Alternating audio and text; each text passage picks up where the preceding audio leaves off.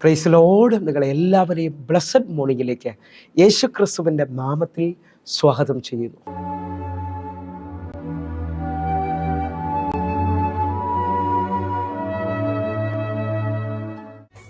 എന്റെ പുരയ്ക്കകത്തു വരാൻ ഞാൻ പോരാത്തവളാണേ, എന്റെ കൂടെ നിരപ്പാനോ ഞാൻ പോരാത്തവളാണേ. എന്റെ പുരയ്ക്കകത്തു വരാൻ ഞാൻ പോരാത്തവളാണേ, എന്റെ കൂടെ നിരപ്പാനോ ഞാൻ പോരാത്തവളാണേ.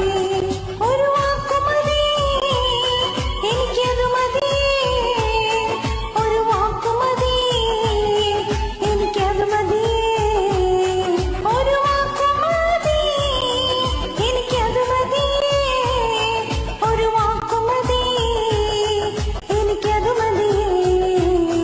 എന്റെ പുരയ്ക്കകത്തു വരാൻ ഞാൻ പോരാത്തവളാണേ, എന്റെ കൂടെ നിരപ്പാനോ ഞാൻ പോരാത്തവളാണേ. എന്റെ പുരയ്ക്കകത്തു വരാൻ ഞാൻ പോരാത്തവളാണേ, എന്റെ കൂടെ നിരപ്പാനോ ഞാൻ പോരാത്തവളാണേ.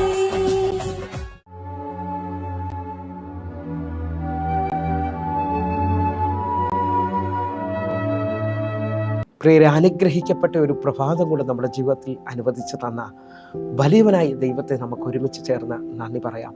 എത്ര പേർ പറയും, ഞാൻ നിന്നതല്ല, എൻ്റെ ദൈവം എന്നെ നിർത്തിയതാണ്.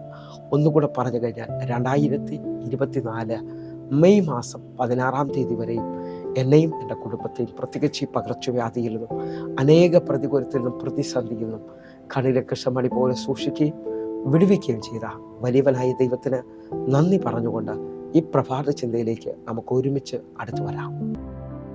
ദൂതനെ അയച്ച് എഴുന്നേൽപ്പിക്കുന്ന ദൈവം. പ്രിയരെ, പ്രാരംഭ വാക്യത്തിലേക്ക് 1 രാജാക്കന്മാരുടെ പുസ്തകം 19-ാം അധ്യായം അതിൻ്റെ 7-ാമത്തെ വാക്യം. യഹോവയുടെ ദൂതൻ 2-ാം പ്രാവശ്യം വന്ന് അവനെ തട്ടി, എഴുന്നേറ്റ് തിന്നുക, നിനക്ക് ദൂരയാത്ര ചെയ്യുവാനുണ്ടല്ലോ എന്ന് പറഞ്ഞു.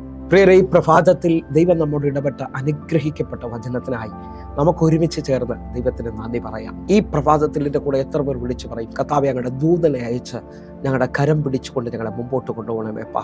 ഞങ്ങളെ കൊണ്ട് സാധ്യമല്ല എന്ന് പറയുന്ന മേഖലകളിൽ ഈ ദിവസം തന്നെ ഞങ്ങളുടെ ദൂതന്മാരുടെ ചലനം കാണുവാൻ ഞങ്ങൾ ആഗ്രഹിക്കുകയാണ്. ഞാനും നിങ്ങളും ഈ പ്രഭാതത്തിൽ വായിച്ചു കേട്ട വചന പശ്ചാത്തലം എന്ന് പറയുന്നത്, ഏലിയാവ് ഇസബേലിന്റെ വാക്ക് കേട്ട് തളർന്ന് മുമ്പോട്ടിനി വഴിയില്ല എന്ന് പറഞ്ഞുകൊണ്ട് ജീവിതം അവസാനിപ്പിക്കുന്ന നിലയിൽ മതി യഹോവേ, എൻ്റെ ജീവനെ എടുക്കണമേ എന്ന് പറഞ്ഞുകൊണ്ട് ചൂരച്ചെടിയുടെ കീഴിൽ കിടക്കുന്ന ആ അനുഭവത്തിൽ നിന്ന് ദൈവം തൻ്റെ ദൂതനെ അയച്ച് ഏലിയാവിനെ തട്ടി എഴുന്നേൽപ്പിക്കുകയാണ്. എന്നെ ശ്രദ്ധിക്കുന്നവരെ, നിങ്ങളുടെ ജീവിതത്തിൽ ദൈവിക നിയോഗവും ദൈവിക വിളിയും ഉണ്ടെങ്കിൽ നിങ്ങൾ ഇന്ന് കാണുന്ന തടസ്സത്തിലോ വിഷമത്തിലോ നിങ്ങളുടെ ജീവിതം അവസാനിക്കത്തില്ല.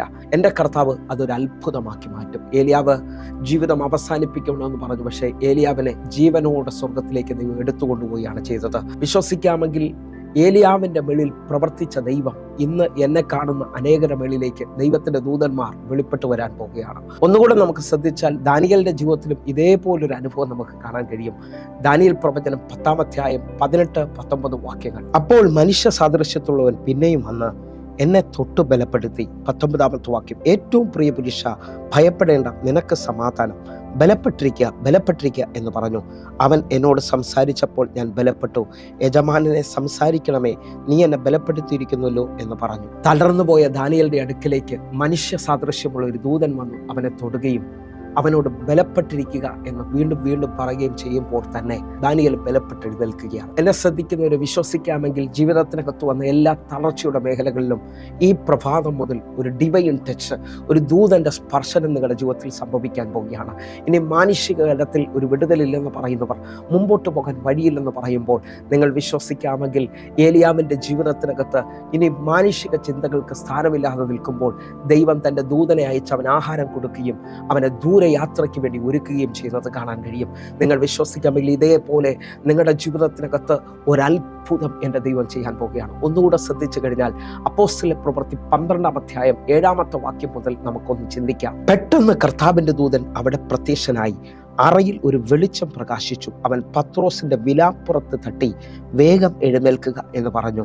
അവനെ ഉണർത്തി. ഉടനെ അവൻ്റെ ചങ്ങല കയ്യിൽ മേൽ വീണുപോയി. 8-ാമത്തെ വാക്യം, ദൂതൻ അവനോട് അരകെട്ടി ചെരുപ്പിട്ട് മുറുക്കുക എന്ന് പറഞ്ഞു. അവൻ അങ്ങനെ ചെയ്തു. നിന്റെ വസ്ത്രം പുതച്ച് എൻ്റെ പിന്നാലെ വരിക എന്ന് പറഞ്ഞു. എന്നെ ശ്രദ്ധിക്കുന്നവർ, ഈ വാക്യം എല്ലാവർക്കും സുപരിചിതമാണ്. ഹെരോദാവിൻ്റെ കാരാഗൃഹത്തിൽ ഹല്ലേലൂയ ഇതാ പത്രോസ് ആയിരിക്കുകയാണ്. അടുത്ത ദിവസം ഹെരോദാവിൻ്റെ പ്ലാന് പത്രോസിനെ അവസാനിപ്പിക്കുക എന്നുള്ളതാണ്. എന്നാൽ ശത്രുവിൻ്റെ പ്ലാനിനേക്കാൾ വലിപ്പമായി ഇനി വഴിയില്ല എന്ന് പറയുന്ന സ്ഥലത്ത് ഇതാ ദൈവം തൻ്റെ ദൂതനെ അയച്ച് പത്രോസിനെ ആ കാരാഗ്രഹത്തിൽ നിന്ന് പുറത്തു കൊണ്ടുവരികയാണ്. നിങ്ങൾ വിശ്വസിക്കാൻ പറ്റുമെങ്കിൽ ഇതാ എൻ്റെ കർത്താവ് ഇന്ന് നിങ്ങളുടെ ജീവിത സാഹചര്യത്തിൽ മുമ്പോട്ട് പോകാൻ പറ്റത്തില്ലെന്ന് പറയുന്ന ഏതൊക്കെയോ മേഖലകളിൽ ഒരു ദൂതനെ അയച്ചുകൊണ്ട് ഒരത്ഭുതം ഈ ദിവസം നിങ്ങൾക്ക് വേണ്ടി ചെയ്യാൻ പോവുകയാണ്. ആ സാമ്പത്തിക മേഖലയിൽ, ആ രോഗക്കിടക്കയിൽ കർത്താവ് ഒരു അത്ഭുതം നിങ്ങൾക്ക് വേണ്ടി ചെയ്യാൻ പോകുന്നു. ദൂതനെ അയച്ച് കരം പിടിച്ച് എഴുന്നേൽപ്പിക്കുന്ന ദൈവത്തിൻ്റെ കരത്തിലോട്ട് നമുക്ക് നമ്മളെ തന്നെ ഒന്ന് സമർപ്പിക്കാം. കണ്ണുകളൊന്ന് അടയ്ക്കാം, പ്രാർത്ഥിക്കാം. ഞങ്ങളെ സ്നേഹിക്കുന്ന ഞങ്ങളുടെ നല്ല കർത്താവേ, പൂർണ്ണ ഹൃദയത്തോടെ ഞങ്ങൾ ഒരുമിച്ച് ചേർന്ന് പ്രാർത്ഥിക്കുന്നു. ഈ പ്രഭാതത്തിൽ ഞങ്ങളുടെ ദൂതന്മാർ ഞങ്ങൾക്ക് വേണ്ടി ചലിക്കുന്നതിനായി സ്തോത്രം. ഒരു അത്ഭുതത്തിനായിട്ട്, ഒരു സാമ്പത്തിക വിടുതലിനായിട്ട്, ഒരു ദൈവ പ്രവൃത്തിക്കായി അങ്ങയുടെ ദൂതന്മാർ ചലിക്കുന്നതിനായി സ്തോത്രം. അങ്ങ് അത്ഭുതം ചെയ്തതിനായി നന്ദി. ആമേൻ, ആമേൻ. പ്രിയരെ, പ്രഭാത സന്ദേശം നിങ്ങളുടെ ജീവിതത്തിൽ വലിയ അനുഗ്രഹമായി എന്ന് വിശ്വസിക്കുന്നു. എങ്കിൽ നമ്മുടെ യൂട്യൂബ് ചാനൽ സബ്സ്ക്രൈബ് ചെയ്യും, ഫേസ്ബുക്കിലേക്ക് നിങ്ങൾ ജോയിൻ ചെയ്യുകയും ചെയ്യണമെന്ന് ഓർപ്പിക്കുന്നു. അതേപോലെ തന്നെ അല്ലെങ്കിൽ എല്ലാ ദിവസവും ഇന്ത്യൻ സമയം 6 മണിക്ക് നമുക്ക് സൂമിൽ ആരാധന നടക്കുന്നു. ആയിരങ്ങൾക്ക് അത് അനുഗ്രഹമായിട്ടുണ്ട്. നിങ്ങളെ ഞാൻ ക്ഷണിക്കുന്നു. എങ്കിൽ അടുത്ത ദിവസം കാണുമ്പോഴേയും സ്വർഗത്തിലെ ദൈവം നിങ്ങളെ കാക്കുമാറാകട്ടെ. God bless you. ആമേൻ.